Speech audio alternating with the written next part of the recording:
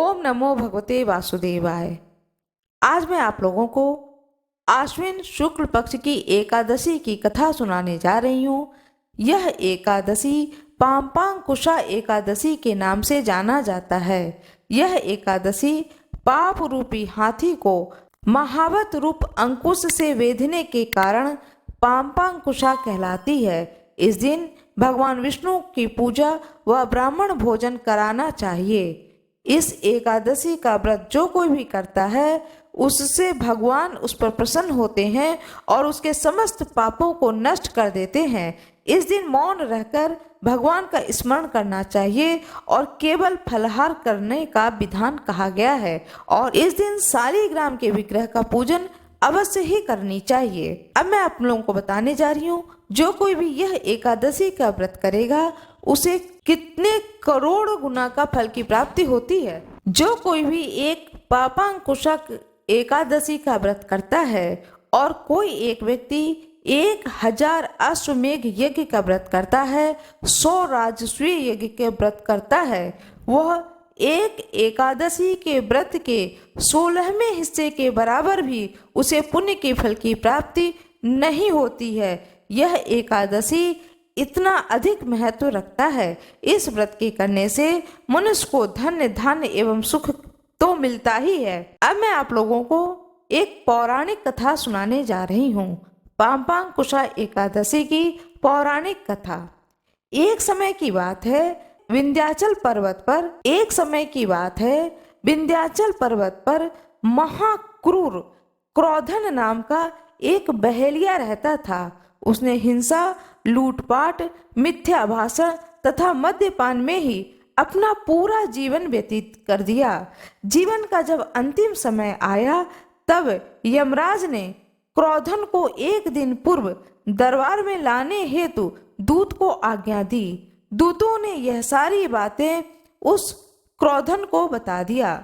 महामृत्यु के भय से आक्रांत उस क्रोधन ने अंगिरा ऋषि के आश्रम में जा पहुंचा और वहां अंगिरा ऋषि के चरणों में गिर करके अनुनय विनय करने लगा कि किस प्रकार से मैंने जो पाप किए हैं इन पापों से मुझे मुक्ति मिल जाए।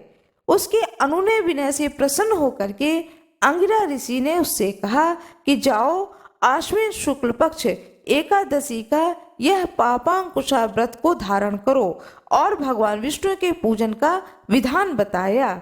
इस प्रकार वह बहेलिया विधिवत भगवान विष्णु का पूजन किया और पापांकुशा एकादशी व्रत को उसने धारण किया। इस व्रत को धारण करने से और ऋषिवर के आशीर्वाद से भगवान विष्णु की कृपा की प्राप्ति हुई और वह बहेलिया भगवान विष्णु की कृपा से विष्णु लोक को गया। उधर जब यमदूत उसे लेने आए तो हाथ मलते ही रह गए, क्योंकि इस व्रत को धारण करने से उसके समस्त पाप कर्म नष्ट हो गए और भगवान विष्णु की कृपा की प्राप्ति हुई। साथ में अंगिरा ऋषि की भी कृपा की प्राप्ति हुई। अब मैं आपको एक और कहानी सुनाने जा रही हूँ, आश्विन मास शुक्ल पक्ष की एकादशी व्रत महात्म्य कथा। एक बार युधिष्ठिर जी ने पूछा भगवान श्री कृष्ण से, हे मधुसूदन, अब कृपा करके यह बतलाइए कि आश्विन के शुक्ल पक्ष में किस नाम की एकादशी होती है। भगवान श्री कृष्ण कहते हैं, हे राजन, आश्विन के शुक्ल पक्ष में जो एकादशी होती है वह पाम्पांकुशा के नाम से जाना जाता है। वह सब पापों को हरने वाली तथा उत्तम है। उस दिन संपूर्ण मनोरथ की प्राप्ति के लिए मनुष्यों को स्वर्ग और मोक्ष प्रदान करने वाले पद्म नामक संज्ञक मुझ वासुदेव का पूजन करना चाहिए। जितेंद्रिय मुनि चिरकाल तक कठोर तपस्या करके जिस फल को प्राप्त करते हैं वह उस दिन भगवान गरुड़ को प्रणाम करने से ही मिल जाता है। पृथ्वी पर जितने तीर्थ हैं, पवित्र देवालय हैं, उन सबके सेवन का फल भगवान विष्णु के नाम कीर्तन मात्र से मनुष्य प्राप्त कर लेता है। जो शारंग धनुष धारण करने वाले सर्वव्यापक भगवान जनार्दन की शरण में जाते हैं उन्हें कभी यमलोक की यातना नहीं भोगनी पड़ती है। यदि अन्य कार्य के प्रसंग से भी मनुष्य एकमात्र एकादशी को उपवास कर ले तो उसे कभी यम यातना की प्राप्ति नहीं होती है।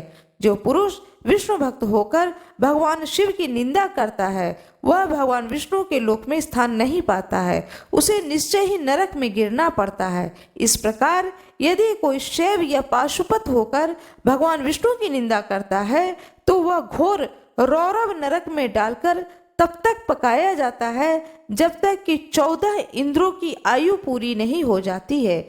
यह एक एकादशी स्वर्ग और मोक्ष को प्रदान करने वाली है, शरीर को निरोग बनाने वाली तथा सुंदर स्त्री, धन एवं मित्र देने वाली है। हे राजन, एकादशी को दिन में उपवास और रात में जागरण करने से अनायास ही विष्णु धाम की प्राप्ति हो जाती है। हे राजेंद्र, वह पुरुष मातृ पक्ष की 10, पिता के पक्ष की 10, स्त्री के भी पक्ष की 10 पीढ़ियों का उद्धार कर देता है। एकादशी व्रत करने वाले मनुष्य दिव्य रूपधारी, चतुर्भुज, गरुड़ की ध्वजा से युक्त, हार से सुशोभित, पीतांबरधारी होकर भगवान विष्णु के धाम को जाते हैं। आश्विन के शुक्ल पक्ष में पापांकुशा का व्रत करने मात्र से ही मानव सब पापों से मुक्त हो श्री हरि के लोक में जाता है। जो पुरुष सुवर्ण, तिल, भूमि, गौ, अन्न, जल, जूते और छाते का दान करता है वह कभी भी यमराज को नहीं देखता है। हे नरश्रेष्ठ, दरिद्र पुरुष को भी चाहिए कि वह यथाशक्ति स्नान, दान आदि क्रिया करके अपने प्रत्येक दिन को सफल बनाए।